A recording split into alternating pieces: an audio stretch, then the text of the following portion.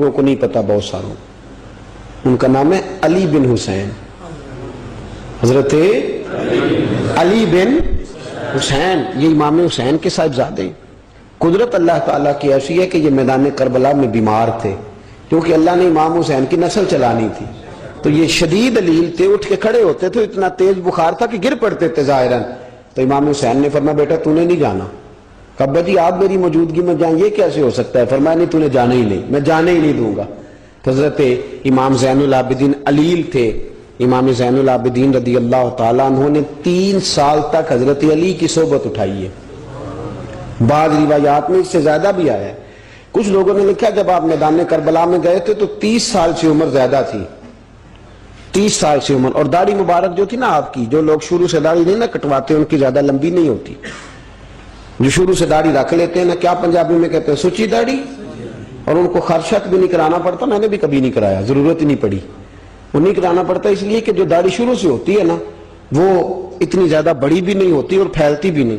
تو حضرت امام زین العابدین کی داڑھی بہت زیادہ بڑی نہیں تھی، داڑھی مبارک آپ کی ٹھوڑی کے نیچے تھی تو زیادہ بڑی نہیں تھی کیونکہ شروع سے رکھی ہوئی تھی، یہ نہیں کہ کٹو، تو داڑھی ان کی 33 سال عمر مبارک تھی، با اختلاف روایات، کچھ لوگوں نے اس سے کم بھی لکھی ہے۔ 2-4 مہینے کے بعد جب کربلا سے واپس لوٹے تو ساری داڑھی سفید ہو گئی۔ حضرت علی کی ایک زوجہ اس وقت حیات تھی، امام زین العابدین آگے آگے آ رہے تھے گھوڑے پہ، حضرت علی کی زوجہ نے آگے جا کے دیکھا نا، قافلے کا استقبال کرنے گئی، تو امام زین العابدین آگے تھے تو جھٹ سے انہوں نے منہ چھپا لیا، پیچھے ہو گئی اماں جی۔ تو امام زین العابدین فرمانے لگے دادی کا تو پردہ نہیں ہوتا پوتے سے۔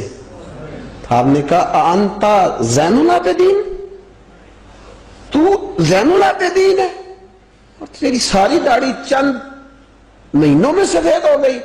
تو امام زین العابدین روئے، فرمانے لگے اماں جو میں نے کربلا میں دیکھا ہے، جو میں کربلا میں دیکھ کے آیا، تو دیکھتی تو یہاں کھڑی نہ ہوتی۔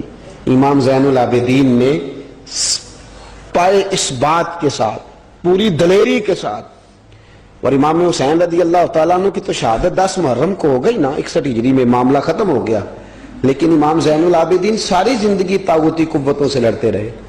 امام زین العابدین کو کئی دفعہ بعد میں گرفتار کیا گیا ہے، کربلا میں کئی دفعہ بعد میں گرفتار کیا۔ مروان بن عبد الملک ظالم جو صحابہ کو مارا کرتا تھا، جس کو یزید لعنتی نے بنایا تھا، وہ امام حسن اور امام حسین کے خلاف تقریریں کرنے والا مروان بن عبد الملک جو قابض ہو گیا زبردستی امام حسین کے بعد مسجد نبی کی امامت پر، اس کے پیچھے نماز پڑھ لینی چاہیے تھی، بولے آنے جڑا ہوتے کل ہوتا ابھی کدی پیڑا ہو سکتا ہے۔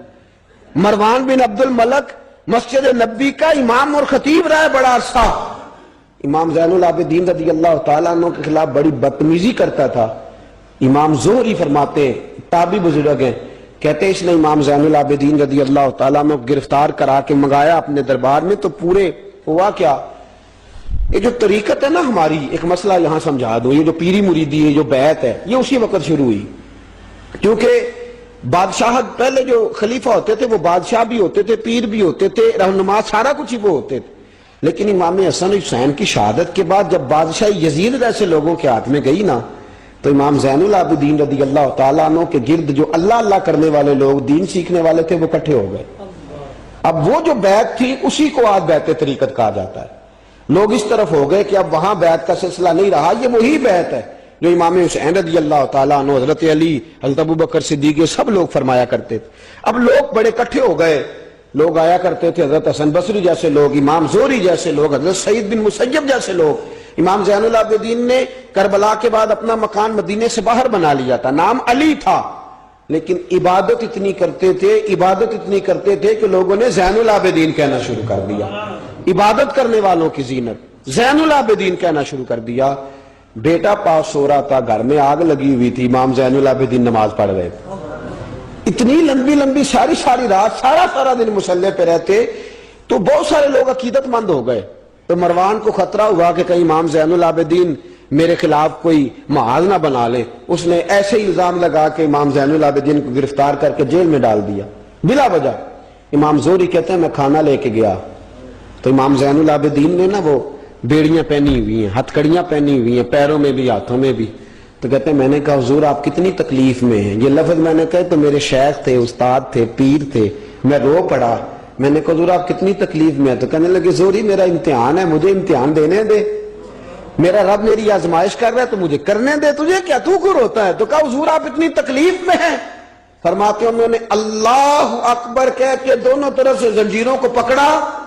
جب اللہ اکبر کہا تو دونوں طرف کی زنجیریں اتار کے امام زین العابدین نے نیچے رکھ دی.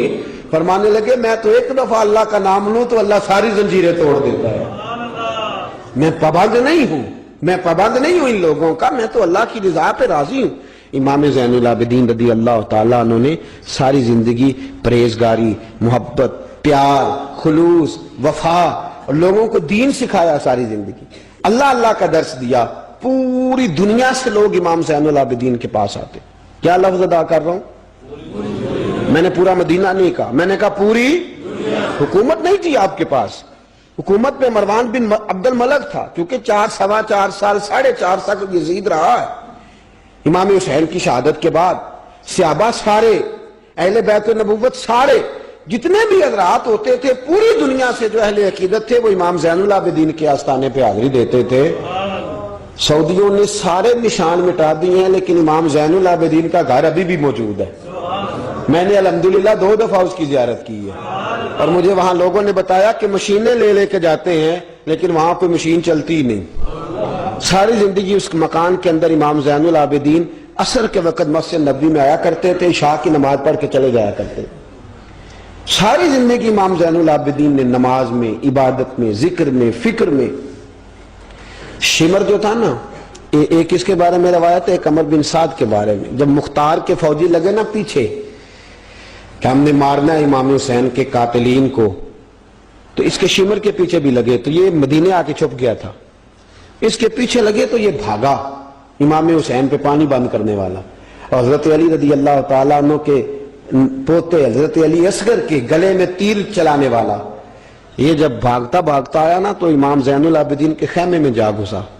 آپ مصلے پہ بیٹھے تھے، یوں نظر اٹھائی تو کہتا ہے میں نے پانی پینا ہے. پانی بند کرنے والا کہتا ہے میں نے یہ حوصلے دیکھو، دلیریاں دیکھو. امام زین العابدین خود اٹھے، پیالہ پکڑا، پہلے اسے دھویا، پھر اس میں پانی بھرا، پانی بھر کے اس کو پلایا. اور پینا ہے؟ کہتا ہاں. ایک پیالہ اور دیا. اور پینا ہے؟ کہتا ہاں. ایک پیالہ. اتنا پانی دیا کہ شرم سے پانی پانی ہو گیا، شرمندہ ہو گیا کہ یہ امام زین العابدین. باہر نکلا، دل میں خیال آیا زین العابدین نے پہچانا نہیں، اگر پہچان لیتے تو ایسا نہ کرتے. پھر اندر آ گیا، کہنے لگا شاید آپ نے مجھے پہچانا نہیں. امام زین العابدین کی آنکھیں آنسوں سے برس پڑی. فرمانے لگے تو نے میرے 6 ماہ کا بھائی پیاسا مار دیا تھا، تجھے میں بھول سکتا ہوں؟ تو اندر داخل ہوا تھا تو سارے زخم میرے تازے ہو گئے. تو کہا پھر آپ نے پانی کیوں پلایا؟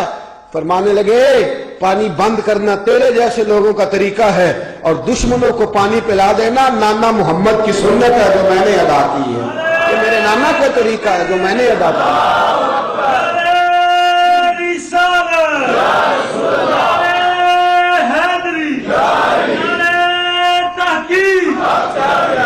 یہ گراؤنڈ امام حسین نے بنایا ہے. دیکھیے کچھ جدوجہد ایسی ہوتی ہے جو مسلح ہوتی ہے. یہ اہل طریقت، اہل تصوف، امام زین العابدین نے جو لوگ تیار کیے، اگر میں ان کے نام بتاؤں تو آپ حیران ہو جائیں. حضرت حسن بصری کو تیار فرمایا. حضرت حسن بصری جیسے لوگ، امام حسن بصری جو ولایت کے بادشاہ ہوئے، امام زین العابدین کے شاگرد. حضرت امام زین العابدین کے، حضرت سعید بن مسیب جیسے خیر التابعین امام زین العابدین کے شاگرد. حضرت حرم بن حیان جیسے جلیل القدر لوگ جنہوں نے بعد میں رسول اللہ کی سینکڑوں حدیثوں کو روایت کیا، امام زین العابدین کے شاگرد میں. رکے نہیں، میدان کربلا میں ہمت ٹوٹ گئی، اب معاملات آگے نکل گئے تو میں چپ کر کے بیٹھ جاؤں. انہوں نے مصلے پہ بیٹھ کے نبی پاک کا دین پڑھانا شروع کر دیا. انہوں نے پھر حجرے میں بیٹھ کے لوگوں کو اللہ اللہ، اور اس اللہ اللہ کا نفع یہ ہوا، اس اللہ اللہ کا فائدہ یہ ہوا کہ ایسے مجاہد تیار ہوئے، ایسے دلیر تیار ہوئے کہ کچھ سال گزرے تو حضرت عمر بن عبدالعزیز جیسے نیک آدمی کی حکومت قائم ہو گئی. امت کو یہ نفع ملا.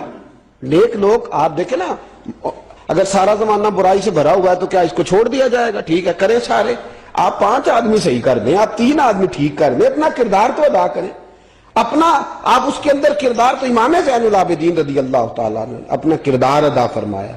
اور پھر سب سے بڑی بات یہ تھی غریب پروری. جب یزید مر گیا اور دیگر حکومتیں آنے لگی تو امام زین العابدین کے پاس لوگ بہت سارے نذرانے لے کے آتے تھے. یزید کے زمانے میں بھی آتے تھے لوگ، بڑے نذرانے، خدمت کرتے، بڑا کچھ کرتے، گھروں کے اندر بڑا سامان آپ کے پاس پڑا ہوتا. آپ کے صاحبزادے امام باقر، آپ فرماتے رات ہوتی تو میرے ابا جی اپنے کندھے پر بوریاں رکھ لیتے، اپنے کندھے پر، شہزادے خود اپنے کندھے پر، اور غریبوں کے گھروں تک پہنچا کے آتے، خود بوریاں اپنے کندھے پہ رکھ لیتے. فرماتے ہیں میں کہتا ابا جی میں چھوڑ آتا ہوں، مجھے بتائیں. فرمانے لگے اگر تو چھوڑنے جائے گا تو تجھے اس غریب کا نام بھی بتانا پڑے گا، تو میں کسی کو رسوا نہیں کر سکتا، میں رسوا نہیں کروں گا، میں خود دے کر کے آتا ہوں. امام زین العابدین رضی اللہ تعالیٰ عنہ نے عمر بھر یہ غریب پروری کا مظاہرہ فرمایا، اپنے بچوں کی تربیت فرمائی. امام زین العابدین رضی اللہ تعالیٰ عنہ مصلے پہ بیٹھے اتنے پاورفل ہو گئے کہ حکومتیں ان سے ڈرنے لگی. مصلے پہ بیٹھے بیٹھے اتنے پاورفل ہوئے، اتنے عظیم ہوئے کہ حکومتیں لرزنے لگی. ایک وقت ایسا آیا کہ مروان جیسا تگڑا حکمران، ظالم جو آدمی ہوتا ہے نا، بدماش آدمی سمجھتا ہے لوگ مجھ سے ڈرتے ہیں، حالانکہ لوگوں کی شرافت ہوتی ہے، لوگوں کی یہ. ایک آدمی، نبی پاک صلی اللہ علیہ وسلم نے فرمایا بتاؤ جھگڑے میں کون جیتا کرتا ہے؟ تو صحابہ کہنے لگے حضور آپ بتا دیں. فرمایا جو زیادہ منہ زور ہوتا ہے وہ جھگڑے میں جیت جاتا ہے. جھگڑے میں شرفا نہیں جیتا کرتے، جو منہ زور لوگ ہوتے ہیں نا، وہ بڑا منہ زور تھا، بڑا بدتمیز تھا. اگر اس کو کوئی سیابی بھی نظر آ جاتا تو اس کو بھی ایڑی لگانے سے باز نہیں آتا تھا. بڑا نالائق تھا، ڈنڈا سوٹا بڑا چلاتا تھا، بڑا سخت گیر آدمی تھا. لیکن اس نے ایک غریب آدمی پہ ظلم کیا، اس کا مال دبا لیا.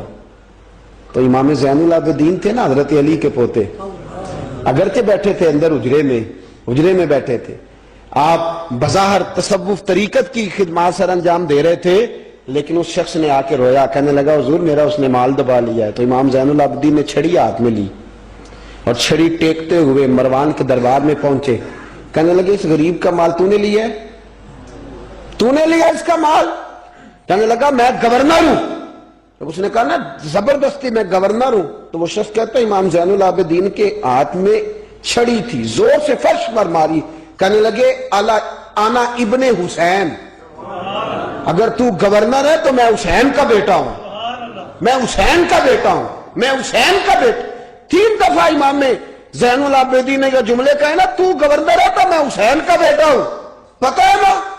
جب 3 دفعہ گرجدار آواز میں یہ جملے کہے تو امام زین العابدین سے کہنے لگا آپ چاہتے کیا ہیں؟ فرمانے لگے ابھی اس کا مال واپس ہونا چاہیے، ابھی اس کا مال واپس ہونا چاہیے. اسی وقت بھرے دربار میں مروان نے مال منگایا، اس غریب آدمی کو دیا، وہ غریب آدمی اپنا مال لے کے واپس چلا گیا.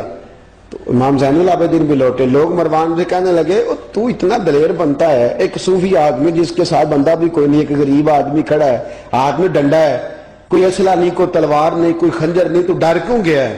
کہنے لگا مجھے پتہ ہی نہیں چلا. امام کی گرج اتنی زبردست تھی کہ میرا وجود کانپ رہا تھا اور مجھے لگ رہا تھا اگر میں نے بات نہ مانی تو پتہ نہیں آسمان گر جائے گا یا زمین پھٹ جائے گی. میں ڈر گیا، ہیبت طاری ہو گئی، روب تھا. اصل بات کیا تھی؟ ان اللہ مع الصابرین، اللہ صبر کرنے والوں کے، تو جس کے ساتھ اللہ ہو. حضور نے فرمایا غار ثور میں حضرت ابو بکر سے قرآن بیان، لا تحزن ان اللہ معنا، تو نہ ڈر، اللہ ہمارے ساتھ ہے، اللہ ہمارے. تو جس کے ساتھ اللہ ہوتا ہے پھر وہ کسی سے ڈرا نہیں کرتا. ایک محبت کی بات بھی بتا دوں، لوگ ہی نہیں جاتے تھے. امام باقر فرماتے ہیں ایک دن نا ایک ہرنا آ گیا، ہرنی آ گئی دوڑی دوڑی. تو امام اندر عبادت کر رہے تھے تو میں باہر دروازے پہ کھڑا تھا، تو وہ ہرن بار بار امام صاحب کے کمرے کی طرف جاتی. فرماتے میں بند کرتا، یہ ملا جامی نے اس کو شواہد النبوہ کے اندر لکھا ہے. فرماتے بار بار جاتی، میں اس کو روکتا. تو نماز مکمل کر کے مجھے کہنے لگے کیا بات ہے؟ میں نے کہا حضور ایک ہرنی ہے اندر آنا چاہ رہی ہے. تو فرمایا کھول دو دروازہ، آنے دو، جانور ہے، آنا چاہتی ہے تو آنے دو. کہتے ہیں وہ ہرن اندر آیا تو میں نے اس کو دیکھا کہ وہ امام صاحب کے رات کا وقت ہے، تو امام زین العابدین کے کان کے ساتھ منہ لگائے ہوئے، مرن شام کا وقت ہے۔ فرماتے ہیں میں نے دیکھا کہ امام زین العابدین نے چھڑی پکڑی، امامہ باندھا، جبہ پہنا، فرماتے ہیں آگے آگے ہرن چل رہا، پیچھے پیچھے امام زین العابدین چل رہا، آگے آگے ہرن چل رہا، پیچھے پیچھے۔ بھئی ہمارا تو عقیدہ حضور غوث اعظم کے بارے میں ہے کہ وہ جن و بشر کے پیر ہیں، جن و بشر کے پیر ہیں، سب کا اللہ کے بندوں کی طرف، اللہ کی ہر مخلوق کا رجحان ہوتا ہے اللہ کے بندوں کی طرف۔ کہتے ہرن کے پیچھے پیچھے ایک عرابی کے دروازے تک لے گئی ہرن، تو امام زین العابدین نے نا دستک دی دروازے پہ، اور ہرن ایک کونے میں کھڑی ہو گئی، دستک دی، وہ باہر آیا تو فرمانے لگے تیرے پاس کوئی ہرنی کے بچے ہیں؟ اس نے کہا ہاں، آپ نے کیا کرنا ہے؟ فرمایا میں خریدنے آیا ہوں، میں وہ بچے خریدنے آیا ہوں۔ کہتے ہیں 2 بچے تھے، کہنے لگا جی میں نے تو سویرے بیچنے تھے، میں روز جنگل سے کچھ نہ کچھ پکڑ کے لاتا ہوں، سویرے بیچنے تھے، سویرے گاہک ڈھونڈنے تھے، آپ رات کو ہی آ گئے، کیا لے گا؟ اس نے کہا 20 دینار 2 بچوں کے۔ امام صاحب نے 20 دینار دیے، بچے پکڑے، واپس لائے۔ امام باقر فرماتے ہیں 2 ہرن کے بچے امام زین العابدین نے جب پکڑائے تو میری آنکھیں چھلک پڑی، میں رو پڑا، اور میں نے کہا ابا جی میں تو سمجھتا تھا انسانوں کے دکھ کا ہی مداوع کرتے ہیں، اللہ نے تو آپ کو جانوروں کے دکھوں کا مداوع کرنے کے لیے توفیق عطا فرمائی۔ تو پھر میرے امام نے سچ کہا ہے نا، تیری نسل پاک میں ہے۔ کیسا عقیدہ ہے، کیسا عقیدہ ہے، ہر بندے کی اپنا۔ میں تو جب بھی کسی سیدزادے کی، کسی اہل بیت کی کوئی بات پڑھتا ہوں نا، آپ یقین کریں تو میرے سامنے اعلیٰ حضرت کا شعر رہتا ہے، پلٹ پلٹ کے بات وہی جاتی ہے کہ تیری نسل پاک میں ہے بچہ بچہ نور کا، تو ہے عین نور تیرا سب گھرانہ ہی نور کا، سب گھرانہ ہی۔ جب تنگ آ گیا نا مروان کہ دنیا ہٹتی نہیں، اور اس کے بعد بھی کوئی خلیفہ آیا تو سارے تنگ ہی رہتے تھے، امام زین العابدین کو زہر دلوا دیا۔ امام حسن کی شہادت بھی زہر سے ہوئی، امام زین العابدین کو زہر دلوایا۔ جب زہر آپ کی رگوں میں اترا، آپ کو درد محسوس ہوا، تو امام باقر فرماتے ہیں سجدے میں چلے گئے، سجدے میں چلے گئے۔ میں نے کہا حضور اتنی تکلیف ہے، آپ یہ کیا کر رہے ہیں؟ فرمانے لگے میں سوچتا تھا میں جہاد پہ نہیں نکلا تو کہیں بستر پہ مجھے تبھی موت نہ آ جائے، میرا دادا بھی شہید، میرا والد بھی شہید، میرے تایا بھی شہید، میرے بھائی بھی شہید، میرے پھپھی داد چچا داد بھی شہید، میں سوچتا تھا کہیں تبھی موت نہ چلا جاؤں، سجدہ شکر ادا کر رہا ہوں کہ رب نے مجھے بھی شہادت عطا فرما دی ہے، اللہ نے مجھے بھی شہادت کی موت عطا فرمائی ہے۔ پھر وصیت فرمائی امام، دیکھیں اللہ والوں کے مزار کی بھی برکت ہوتی ہے۔ امام باقر کو وصیت فرمائی، صاحبزادے کو فرمایا مجھے میرے تایا امام حسن کے ساتھ جنت البقیع میں دفن کرنا، ان کے ساتھ۔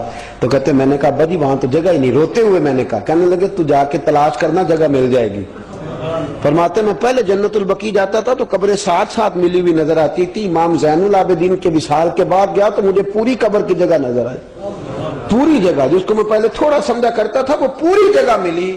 امام حسن کے بالکل متصل امام زین العابدین کا مزار ہے۔ امام زین العابدین نے سینکڑوں شاگرد چھوڑے، درجنوں ہزاروں کی تعداد میں آپ سے فیوز و برکات حاصل کرنے والے لوگ چھوڑے، اور جتنا صوفیاء کا سلسلہ پھر آگے بڑھا، حضرت حسن بصری، حضرت فضیل بن عیاض، پھر اس کے بعد حضرت سری سختی، پھر اس کے بعد حضرت میں اگر آپ کو دلائل کے ساتھ عرض کروں تو سارا فیضان امام زین العابدین کا ہے، سارا فیضان آپ کے اپنے صاحبزادے امام باقر کے بیٹے امام جعفر صادق، اور امام جعفر صادق کے شاگرد اور مرید ہے امام اعظم ابو حنیفہ۔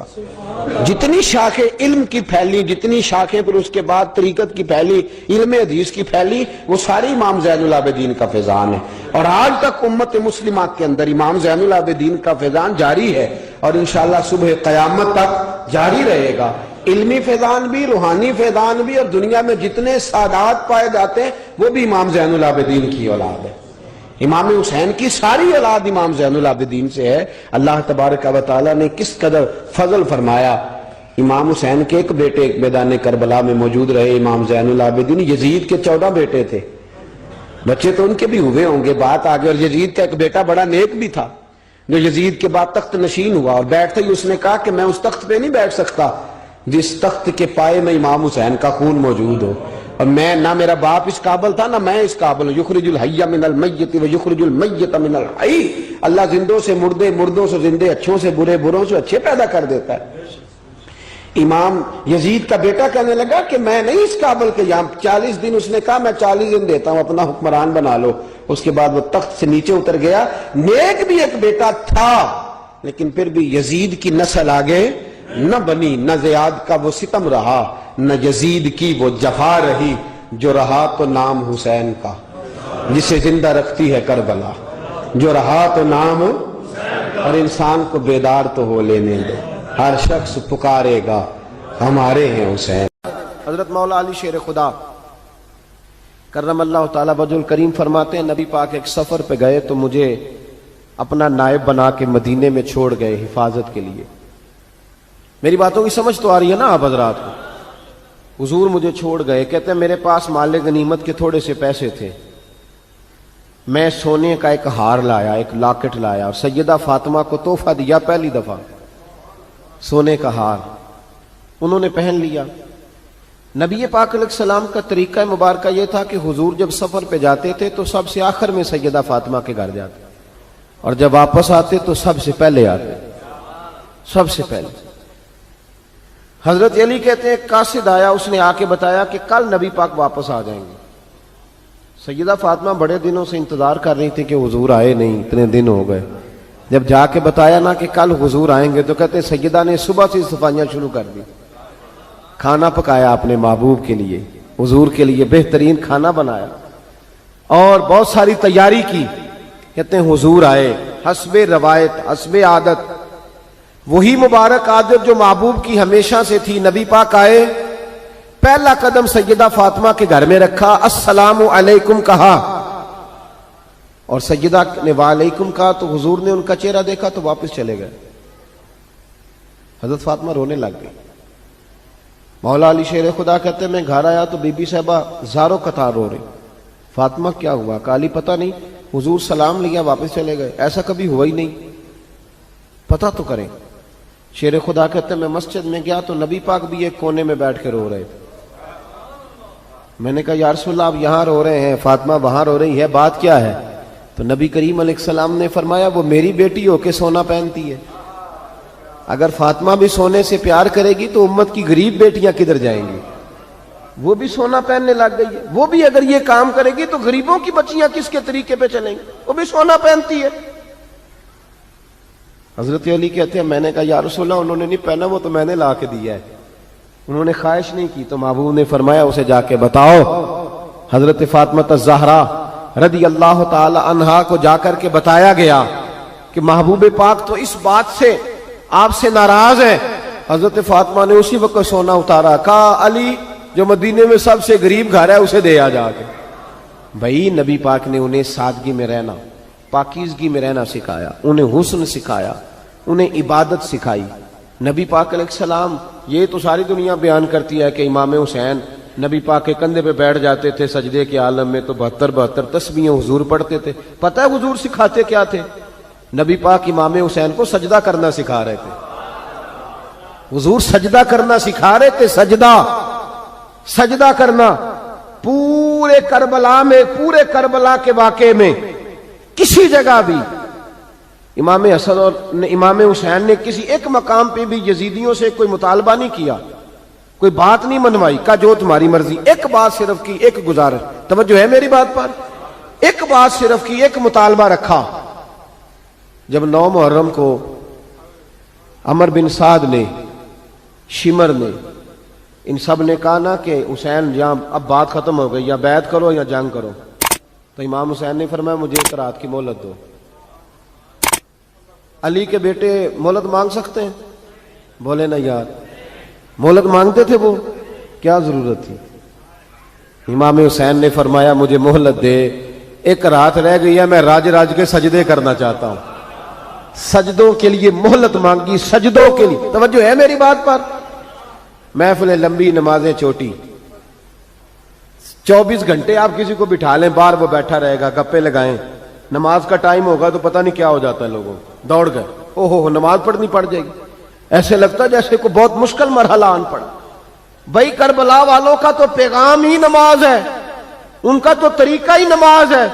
امام حسین نے کہا ایک رات کی مہلت فقط اس لیے کہ میں کھل کے نمازیں پڑھ لوں.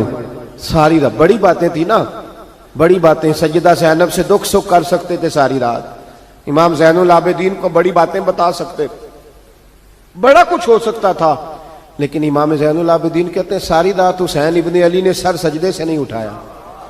چل تو اس طرح کر, امام حسین تو ساری زندگی ساری رات پڑھتے رہے نا, تو چل ایک رات کی عبادت کر ان کے نام پر, ایک رات ساری جاگ.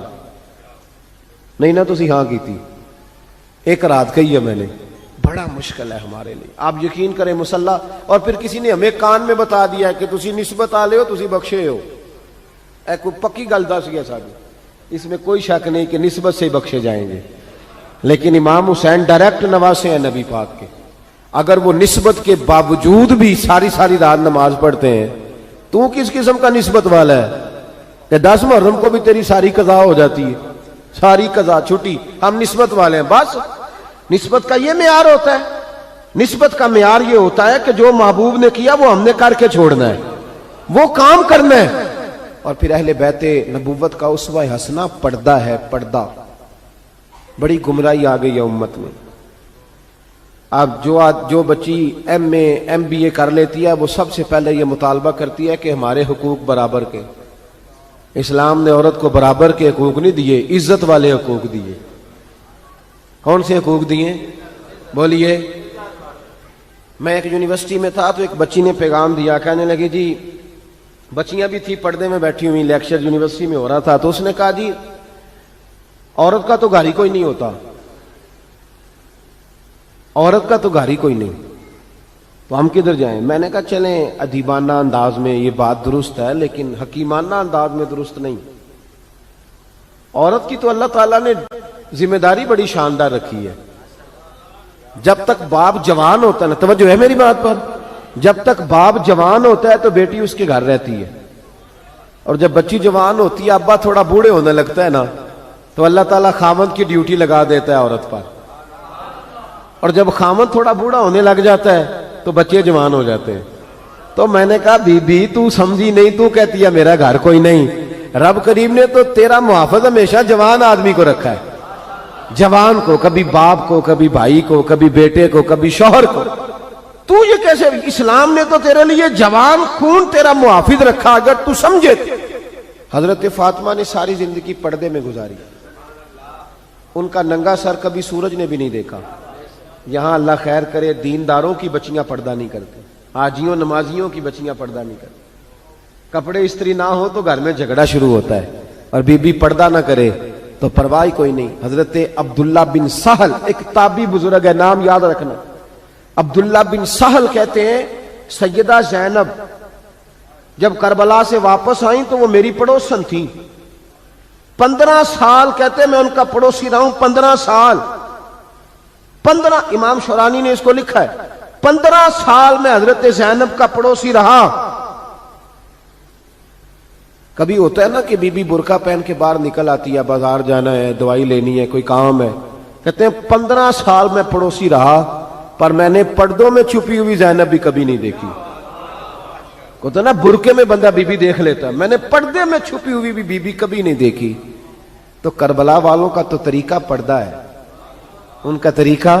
اب آخری بات سنیں, کربلا والوں کا طریقہ حوصلہ ہے, ہمت ہے. ہمارے ہاں نا خودکشیاں عام, جھگڑا عام, لڑائی عام. اس کی وجہ یہ کہ حوصلہ کوئی نہیں. ذرا سی بات کے بندہ برداشت کرنے کو تیار. اہل بیت کا جو طریقہ ہے نا وہ حوصلہ ہے, وہ صبر ہے. وہ چلے محبت کی بات ہے کر دیتا ہوں. ایک بابا جی سے میں نے پوچھا, میں نے کہا جناب صحت کیسی ہے؟ کہ دکھا نہیں وڈیریاں کر چھڑیا. میں کہا کنی عمر تھوڑی؟ کہتا میں عمر تے ایویں 76 کو سال ہے. تو میں کہا دکھاں تو بغیر بھی ہوں تساں وڈیریا ہی ہونا سی. بس کر دے, دکھوں کو بدنام کیا ہوا بلا وجہ. اب بس کریں, وڈیرے ہونا تھا کہ نہیں ہونا تھا؟ تو نہ دکھاں دا لا دیتا ہے. ہجوم غم میں بھی توہین نے ضبط غم نہ ہوئی, ہم تو اس احتیاط سے روئے کہ آنکھ نم نہ ہوئی. اللہ والے تو مطلب شکوہ کرنا ہر وقت شکوہ, حوصلہ ہی کوئی نہیں, سکون ہی کوئی نہیں, پریشانی بڑی ہے جی, آزمائش بڑی ہے. کبھی آپ نے کہیں سنا ہے کہ واقعہ کربلا کے بعد حضرت زینب معاذ اللہ نفسیاتی مریض ہو گئی تھی؟ امام زین العابدین، سیدہ سکینہ، حضرت صغرا وہ حوصلے میں رہے، متوانا رہے۔ امام زین العابدین نے اس کے بعد بھی کئی دفعہ پیروں میں بیڑیاں پہنی، کئی دفعہ۔ سادات کا خاندان چلا، یہ جو داتا علی اجویری نے آ کے آپ کو کلمہ پڑھایا یہ بھی سید زادے ہیں۔ سیدوں کا قافلہ رکا نہیں، یہ خواجہ اجمیری بھی سید زادے، غوث پاک جیلانی بھی سید زادے۔ یہ سادات کا سلسلہ چلتا رہا، بار بار آ کے امت کی قیادت کی ان لوگوں نے۔ جب دیکھیں نا یہاں کسی بندے کا کٹا ہوا ہاتھ پھینکا جائے نا، بلکہ انگلی پھینک دی جائے تو لوگ ڈر کے بھاگ جائیں گے، کسی کا، اپنے کسی کا نہیں، کسی کا، کیونکہ انسان کا وجود کٹ جائے تو دہشت پیدا ہوتی، آپ ڈر کے بھاگ جائیں گے۔ امام حسین کا کٹا ہوا سر، توجہ ہے میری بات پر؟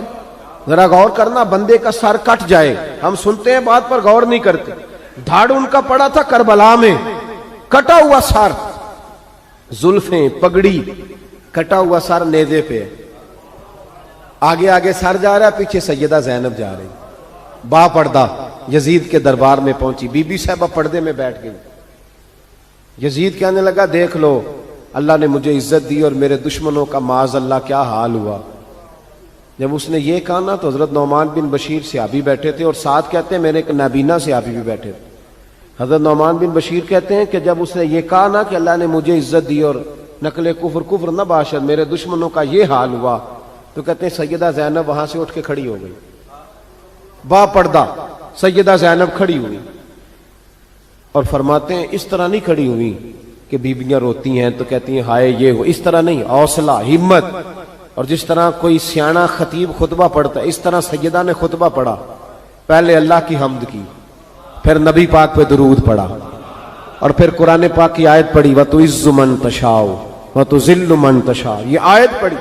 کہتے سیدہ کی آواز میں وہ روب تھا، وہ گرج تھی، وہ وقار تھا، وہ اطمینان تھا کہ وہ نابینا صحابی میرا گھٹنا ہلا کے کہنے لگے نعمان علی آ گئے ہیں دربار میں، علی آ گئے ہیں، جبریل امی بول رہے ہوں جیسے، حکمت کے گوہر رول رہے ہوں جیسے، دربار دمشق میں بی بی زینب کا خطاب منبر پہ علی بول رہے ہوں جیسے۔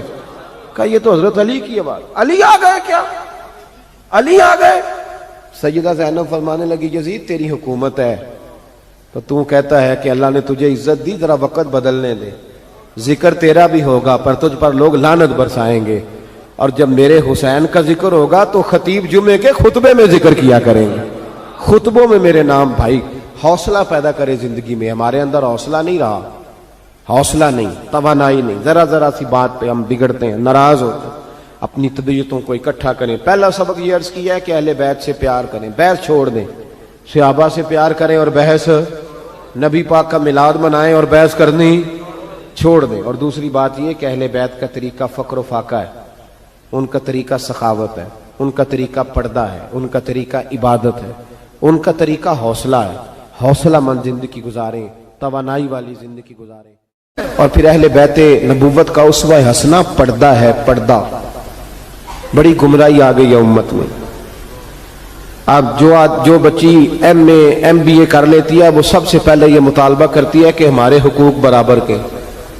اسلام نے عورت کو برابر کے حقوق نہیں دیے، عزت والے حقوق دیے۔ کون سے حقوق دیے؟ بولیے۔ میں ایک یونیورسٹی میں تھا تو ایک بچی نے پیغام دیا، کہنے لگی جی، بچیاں بھی تھی پردے میں بیٹھی ہوئی، لیکچر یونیورسٹی میں ہو رہا تھا، تو اس نے کہا جی عورت کا تو گھر ہی کوئی نہیں ہوتا، عورت کا تو گھر ہی کوئی نہیں، تو ہم کدھر جائیں؟ میں نے کہا چلیں ادیبانہ انداز میں یہ بات درست ہے لیکن حکیمانہ انداز میں درست نہیں۔ عورت کی تو اللہ تعالیٰ نے ذمہ داری بڑی شاندار رکھی ہے۔ جب تک باپ جوان ہوتا ہے نا، توجہ ہے میری بات پر، جب تک باپ جوان ہوتا ہے تو بیٹی اس کے گھر رہتی ہے، اور جب بچی جوان ہوتی ہے، ابا تھوڑا بوڑھے ہونے لگتا ہے نا، تو اللہ تعالیٰ خاوند کی ڈیوٹی لگا دیتا ہے عورت پر، اور جب خاوند تھوڑا بوڑھا ہونے لگ جاتا ہے تو بچے جوان ہو جاتے ہیں۔ تو میں نے کہا بی بی تو سمجھی نہیں، تو کہتی ہے میرا گھر کوئی نہیں، رب کریم نے تو تیرا محافظ ہمیشہ جوان آدمی کو رکھا ہے۔ जवान को, कभी बाप को, कभी भाई को, कभी बेटे को, कभी शौहर को। तू ये कैसे, इस्लाम ने तो तेरे लिए जवान खून तेरा मुहाफिज रखा, अगर तू समझे। हजरत फातिमा ने सारी जिंदगी पर्दे में गुजारी, उनका नंगा सर कभी सूरज ने भी नहीं देखा। यहां अल्लाह खैर करे, दीनदारों की बच्चियां पर्दा नहीं करती, हाजियों नमाजियों की बच्चियां पर्दा नहीं करती। कपड़े इस्त्री ना हो तो घर में झगड़ा शुरू होता है, और बीबी पर्दा ना करे तो परवाह कोई नहीं। हजरत अब्दुल्ला बिन सहल एक ताबी बुजुर्ग है, नाम याद रखना। अब्दुल्ला बिन सहल कहते हैं सैयदा ज़ैनब जब करबला से वापस आई तो वो मेरी पड़ोसन थी। 15 साल कहते मैं उनका पड़ोसी रहा हूं, 15 साल। 15, इमाम शौरानी ने इसको लिखा है, 15 साल में हजरत ज़ैनब का पड़ोसी रहा। कभी होता है ना कि बीबी बुरका पहन के बाहर निकल आती है, बाजार जाना है, दवाई लेनी है, कोई काम है। कहते हैं 15 साल में पड़ोसी रहा, पर मैंने पर्दों में छुपी हुई ज़ैनब भी कभी नहीं देखी। कहते ना बुरके में बंदा बीबी देख लेता, मैंने पर्दे में छुपी हुई भी बीबी कभी नहीं देखी।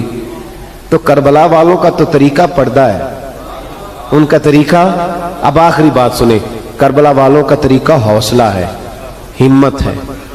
हमारे यहां ना खुदकुशियां आम, झगड़ा आम, लड़ाई आम। उसकी वजह यह कि हौसला कोई नहीं। जरा सी बात कोई बंदा बर्दाश्त करने को तैयार। अहले बैत का जो तरीका है ना वो हौसला है, वो सब्र है, वो चले मोहब्बत की बात है कर देता हूं। एक बाबा जी से मैंने पूछा, मैंने कहा जनाब सेहत कैसी है? कहने दुखा नहीं वडेरिया कर छड़िया। मैं कहा कितनी उम्र थोड़ी? कहना मैं उम्र तो एवं 76 को साल है। तो मैं कहा दुखा तो बगैर भी हूं तुसा वडेरिया ही होना सी, बस कर दे, दुखों को बदनाम किया हुआ बिला वजह। अब बस करें, वडेरे होना था कि नहीं होना था? तो ना दुखा दा ला देता है। हुजूम गम में भी तौहीन ने ज़ब्त गम न हुई, हम तो इस एहतियात से रोए कि आंख नम न हुई।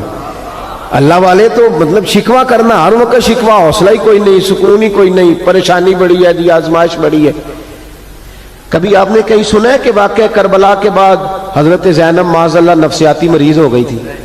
इमाम ज़ैनुल आबिदीन, सैयदा सकीना, हजरत सुगरा, वो हौसले में रहे, वो तवाना रहे। इमाम ज़ैनुल आबिदीन ने उसके बाद भी कई दफा पैरों में बेड़ियां पहनी, कई दफा। सादात का खानदान चला। ये जो दाता अली अजमेरी ने आके आपको कलमा पढ़ाया, ये भी सैयदजादे, सैयदों का काफिला रुका नहीं। ये ख्वाजा अजमेरी भी सैयदजादे, गौसे पाक जिलानी भी सैयदजादे। ये सादात का सिलसिला चलता रहा। बार बार आके उम्मत की क़ियादत की इन लोगों ने।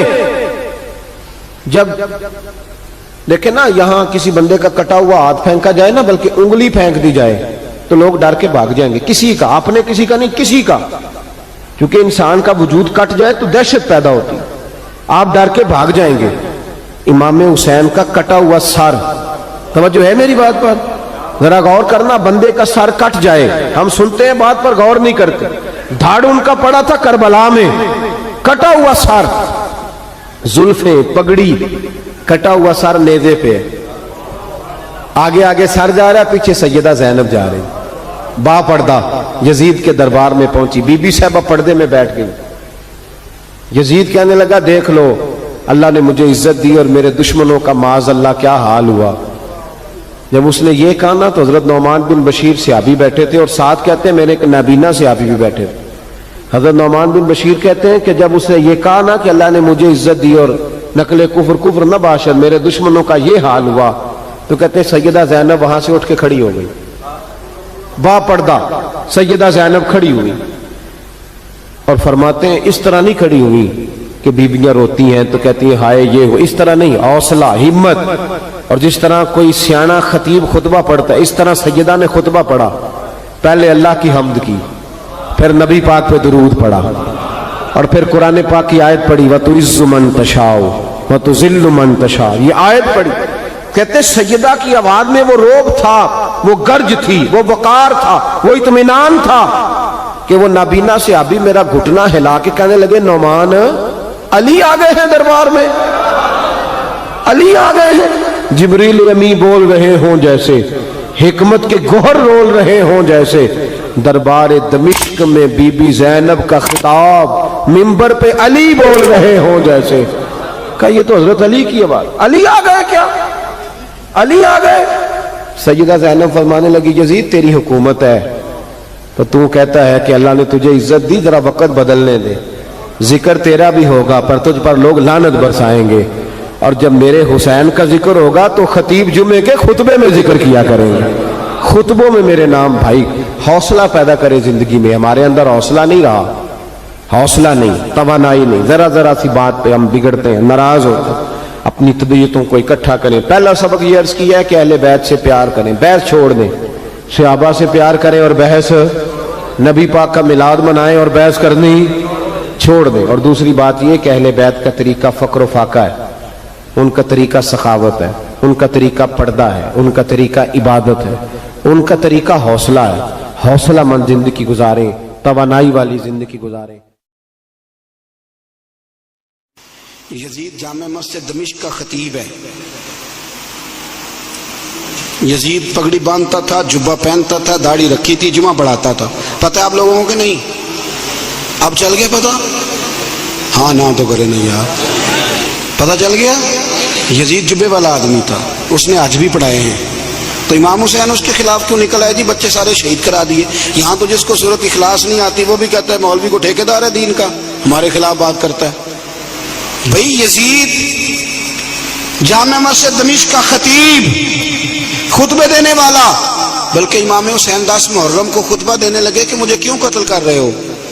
تو ابن سعد کہنے لگا حسین لمبی تقریر نہ کر، ہمارا جمعہ لیٹ ہو رہا ہے، میں نماز پڑھنی، یعنی ابھی حضور کے اہل بیت کو قتل کریں گے اور ابھی کہیں گے اللہم صلی علی محمد وعلی آل، اس طرح کے مسلمان تھے۔ یزید تو بھائی جمعہ پڑھانے والا بندہ تھا، بڑا شاندار خطبہ دیتا تھا، امام حسین کیوں نکلے اس کے خلاف؟ سارے خطبے امام حسین کے۔ امام علی مقام ہر جگہ پہ یہ کہتے ہیں کہ چونکہ یزید نمازیں چھوڑ کے پڑھتا ہے، چونکہ میں نے اپنی آنکھوں سے اسے مدینے میں شراب پیتے دیکھا ہے، چونکہ رنڈیوں کا ناچ دیکھتا ہے، مجرا، گندی مووی، مجرے دیکھتا ہے، مجرے، عورتوں کا ناچ دیکھتا ہے، اللہ کے حلال کو حرام اور حرام کو حلال کہتا ہے، لہذا مسلمانوں کا حکمران بننے کے قابل ہے۔ اور امام علی مقام نے فرمایا، خطبے میں فرمایا، یزیدیوں تم مانتے نہیں کہ وہ شرابی ہے؟ تمہارے دل گواہی نہیں دیتے کہ رنڈیوں کا ناچ دیکھتا ہے؟ اور یار میرا تیرا یارانہ ہی سارا شرابیوں سے ہو، رات کو گندی مووی سے موبائل بھرے ہوئے ہوں، ملت کے جوان عورتوں کے کالج کے سامنے کھڑے ہوں، بیٹیاں سکول چھوڑ دیں کہ بچے تنگ کرتے ہیں، اور 15 بچیوں کے نمبر موبائلوں میں بھرے ہوں، اور دعویٰ تو کرے امام حسین کی محبت کا، امام علی مقام کے پیار کا۔ میں ذمہ داری سے کہتا ہوں، جو بے حیائی کرتا ہے، فحاشی پھیلاتا ہے، گند کو فروغ دیتا ہے، قیامت کے حضرت عباس اس کا گریبان تھام کے میدان محشر میں کھڑا کر لیں، حضرت علی اکبر اسے محشر کے میدان میں کھڑا کریں، پوچھیں گے ہم نے جوانیاں لٹا دی شراب کباب کے خلاف اور تمہاری راتیں اس کے ساتھ بسر ہوتی رہی؟ دوستی قاتل سے بھی، مقتول سے یارانہ بھی، دیگے امام حسین کی پکانا اور پرموٹ یزید کی سوچوں کو کرنا، نظریں بھی گندی، باتیں بھی گندی، گفتگو بھی میلی، اور صبح و شام باتیں بے حیائی کی، اور تذکرے امام حسین کے ہم سے نہ رقم ہوں گے قصیدے یزید کے، ہم لوگ تو حسین کے سیرت نگار ہیں۔ ایک دروازہ کھٹکھٹاؤ، ایک، ہم مومن ہیں، مسلمان ہیں، خبردار یہ گند مند سارا ڈیلیٹ کرو، ہمارا اس سے کیا لینا دینا، اور یہ گند ہمیں مائل بھی نہیں کر سکتا۔ ہماری آنکھیں تو بڑی کھری ہیں، یا قرآن دیکھیں گی یا مصطفیٰ کا گنبد خضرا دیکھیں گی۔ اس گند مند نوجوانوں، پاک جوانی اس کی ہوتی ہے جس کی جتنی زیادہ اللہ نے اسے قوت دی ہو اتنی پاکیزگی بھی دی ہو، جو ہر جگہ میل کچیل کرتا پھرے، ہر جگہ۔ وہ بھی کبھی محمد بن قاسم آئے یہاں لڑنے کے لیے، تو ایک دن صبح ایک بزرگ سے ملاقات ہوئی تو بڑا پریشان محمد بن قاسم، تو بزرگ کہنے لگے بیٹے کیوں اتنی ٹینشن ہے؟ کیا کہنے لگے جناب نہ تو ہمیں ہندوستان کی زبان آتی نہ رستوں کا پتہ ہے، راجے دار سے مقابلہ کیسے لڑیں گے؟ انہوں نے کہا تو ہمت کر، میں دعا کروں گا اللہ مدد کرے گا۔ چند دنوں کے بعد محمد بن قاسم پھر اس بزرگ سے ملے تو بڑے حشاش بشاش، بزرگ کہنے لگے کیا بات ہے بڑے خوش ہو؟ کہنے لگے بزرگوں پتہ کرا لیا 2 گھنٹے سے زیادہ میرے مقابلے میں کھڑا نہیں رہ سکتا۔ جوانوں جات نے سننا، 2 گھنٹے سے زیادہ کھڑا نہیں رہے گا۔ کہا کیوں؟ کہنے لگے میں نے پتہ کرایا ہے وہ نظر کا گندا ہے، اس کی تو ماموں کی بیٹیاں اس کی نظر سے نہیں بچتی، گندا ہے نظر کا، پھپھو چچا اور خالہ کی بیٹی کو بھی تاڑتا ہے، راجہ دار گندا ہے، گندے لوگ میدانوں میں ٹھہر نہیں سکتے، 2 گھنٹے کے بعد بھاگ جائے گا۔ میں 17 سال کا جوان ہوں، چڑھتی جوانی ہے، پر اگر زبان پر کوئی چیز جاری رہتی ہے تو مصطفیٰ کریم کے دین کے ترانے جاری رہتے ہیں۔ یہ کیا بات ہوئی کہ مسلمان ہو کلمہ گو اور وہ کہے جی او ہو بڑا مشکل ہے جوانی میں بچنا؟ کیا مشکل ہے؟ کون کہتا ہے مشکل ہے؟ کس نے کہا ہے مشکل؟ جوانی تو نام ہی پچ جانے کا نام، حوصلے ہی سارے جوانی میں ہوتے۔ اور تیری جوانی پر اقبال نے اپنے بیٹے کو دعا دی تھی، اس نے کہا تھا حیا باقی نہیں ہے زمانے کی آنکھ میں، خدا کرے کہ رہے تیری جوانی بے داغ، خدا کرے کہ۔ اور بھائی کیسے تو کہتا ہے کہ میں 1 منٹ، تو عاشق رسول ہے، تو عاشق امام حسین ہے، تیرے اوپر کسی غیر کا رنگ چڑھ جائے، وہ کچا رنگ للاری والا جڑا چڑھدا لیندا رہندا، اے عشق تیرے دا رنگ محمد چڑھ جائے پھر نہیں لیندا۔ اس لیے حسین والے بنے، حسین والے، ہر یزیدی کے خلاف لڑنا سیکھیں، بات کرنا سیکھیں۔ چند باتیں عرض کی ہیں، ایک تو سادگی اختیار کریں، دل کی صفائی اختیار کریں، قرآن اور عبادت کی طرف توجہ کریں، اپنے گھروں کو سنواریں، رزق حلال لے کے آئیں۔ اپنی زندگی آپ یہ نہ سمجھیں کہ میں ایک گھر کو صحیح کر لوں گا تو کیا ہوگا، گھر جب صحیح ہو جائے گا تو معاشرہ بھی صحیح ہو ہی جائے گا، آگے بات بڑھے گی۔ میں حاضر ہو گیا تھا آپ کے حکم پر، اور حسب توفیق میں نے کچھ بات بھی کر دی ہے۔ جب آپ لوگ دوڑتے ہیں نا ملنے کے لیے اور کئی دفعہ گرتے بھی ہیں تو بڑی شرم سی محسوس ہوتی ہے کہ ہمارے لیے لوگ بیچارے اتنی تکلیف کر رہے ہیں، تھوڑی مہربانی فرمائیے گا۔ کچھ الرجی کا مریض بھی ہوں، زیادہ گرمی برداشت بھی نہیں کر پاتا، آپ تھوڑی مہربانی فرمائیں گے، مجھے اجازت مل جائے گی؟ نہیں جی مندے نہیں بے تسی، ہاں تو کر دو، مہربانی کرو۔ بزرگ آدمی سفید داڑھی والا میری طرح کے گناہگار آدمی کے اگر دوڑ کے ملنے آتا تو گر جاتا ہے، اور پیچھے ہٹو پیچھے ہٹو، وہ لوگ بھی دیکھنے والے کہتے ہیں کس طرح کے لوگ ہیں، سیانا بیانا بندہ ملنے آیا اور اس نے ہاتھ ہی نہیں ملایا۔ میں زیادہ دور نہیں رہتا، گھنٹے سوا کے فاصلے میں، جس نے ملنا ہو جمعرات کو آ جائے، انشاءاللہ کھانا بھی کھلاؤں گا، عصر کے وقت آ جائے، اللہ خیر کرے گا۔ شوق جو ہے ملنے کا، تو شوق تو پانی لوڑ نہیں ہڑا نو راہ برآں دی، شوق تو رستے سارے آسان کر دیتا ہے، اللہ آپ کو جزائے خیر دے، لیکن یہ ادم پیل نہیں مچائیے گا، اللہ آپ کو ہمیشہ آباد فرمائے۔